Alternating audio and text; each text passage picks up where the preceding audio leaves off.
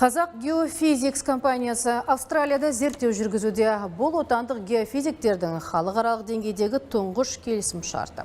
Ғалымдар іздеу жұмыстарына заманауи Mobile MT технологиясын қолдануда.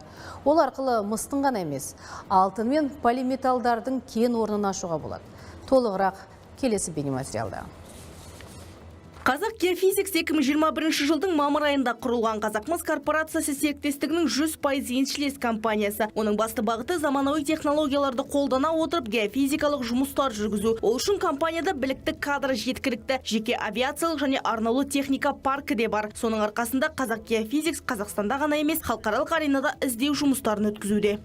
Исследуемая площадь представляет собой. Зерттелетін алаң 3 учаскеден тұрады. Жұмыстар қолда бар платина, алтын, никель кен орындарының минералды шикізат базасын кеңейту шеңберінде жүргізілуде.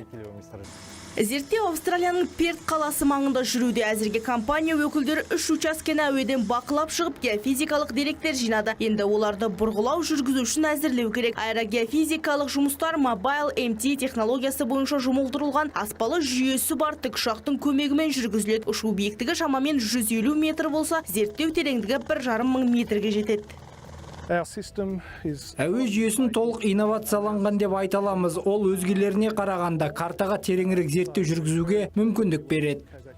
Mobile MT жүйесімен кез келген аумақта жұмыс істеу ыңғайлы. Технологияны Австралиядағы зерттеуде қолданбас бұрын оны Канада мен Латын Америкасында сынақтан өткізген. Одан бөлек Қазақстанда да пайдасы мол болыпты. Проработали в 5 областях. Біз бұл технологиямен 5 бағытта жұмыс жүргіздік. Соның арқасында 2 учаскеде бұрғылауды бастадық. Нәтижесі ауыз толтырып айтарлықтай. Қазақ Geophysics компаниясының бас директоры Ғалым Нұржановтың сөзінше, зерттеу Австралиямен шектелмейді. Келер жылы дәл осындай жұмысты Африка мен Солтүстік Америкада өткізу жоспарда бар. Қазақ Geophysics тағы 10 жобаға қатысады. Одан бөлек геофизиктерді 30 мың шақырымдық аэрогеофизикалық зерттеулер мен шамамен 7 миллион шаршы метр жер асты қазбаларын түсіру күтіп тұр.